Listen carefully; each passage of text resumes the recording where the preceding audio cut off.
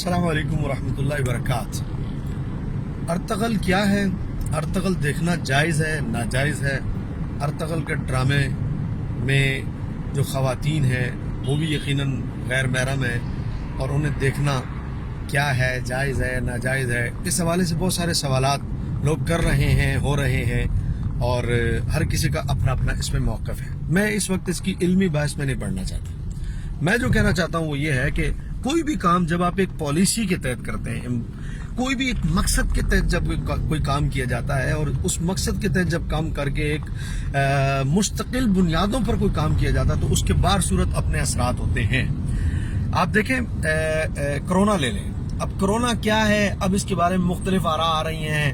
Home made ہے، man made ہے، ایک پالیسی ہے، یہودیوں کی پالیسی ہے، پیسے مل رہے ہیں نہیں مل رہے، ایکس وائی زیڈ، جس کو پوچھو وہ کہتا جی بندہ ہمارا ہے کوئی نہیں، کرونا کو مریض ہم نے نہیں دیکھا، لیکن خبریں بڑھتی جا رہی ہیں۔ تو آخر کوئی پالیسی ہے نا، کسی پالیسی کے تحت یہ کام کیا گیا ہے، کن بنیادوں پر کیا گیا، کیوں کیا گیا ہے؟ بعد میں یہ راز کھلے گا تو سامنے آئے گا کہ بھائی ان بنیادوں پر یہ کام کیا گیا تھا، بارکیف ہے۔ تو ہم ارطغرل کی جب تاریخ دیکھتے ہیں تو اس پچھلے 5 سے 7 سالہ عرصے میں یا 10 سالہ عرصے میں جب اس پہ کام ہوا، اور طیب اردگان باقاعدہ خود شوٹنگ کی جگہ پر خود جاتے رہے، اور وہاں جا کر باقاعدہ ان اداکاروں سے ملتے رہے، اور اس کی ساری جو ہاؤ ناؤ ہے وہ خود دیکھتے رہے، تو اس سے ایک بات بار صورت ضرور واضح ہوتی ہے۔ یہ بات آپ کو ماننی پڑے گی کہ یہ صرف ایک ڈرامہ نہیں ہے، یہ اسلام کی اس ہسٹری کا نام ہے جس کو باقاعدہ امبوز کرنے کی کوشش کی جا رہی ہے ایک احسن طریقے سے۔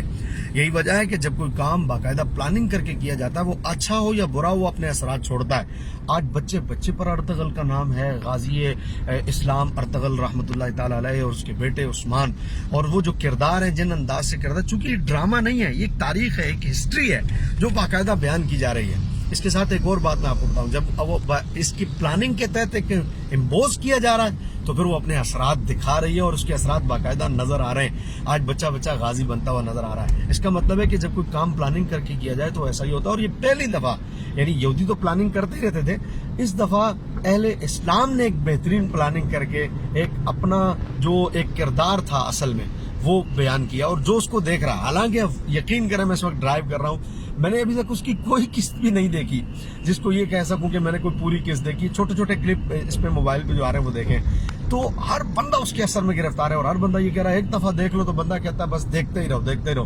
تو میں نے کہا غازیان اسلام کے کردار پر کوئی ہسٹری ہو، اس کا یہ عالم ہے، تو خود ان غازیان اسلام کا کیا عالم ہوگا۔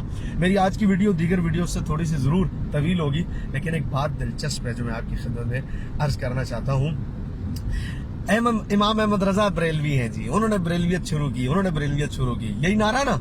تو میں نے کہا یہ سلطنت عثمانیہ میں جو اب اسٹوری ارطغرل کے ذریعے بیان کی جا رہی ہے، وہ جو فاتحہ پڑھی جا رہی ہے، وہ جو جنازے کے بعد دعا کی جا رہی ہے، تو یہ تو جناب والا آپ کی اطلاع کے لیے عرض ہے، یہ تو امام احمد رضا سے پہلے کی بات ہے نا۔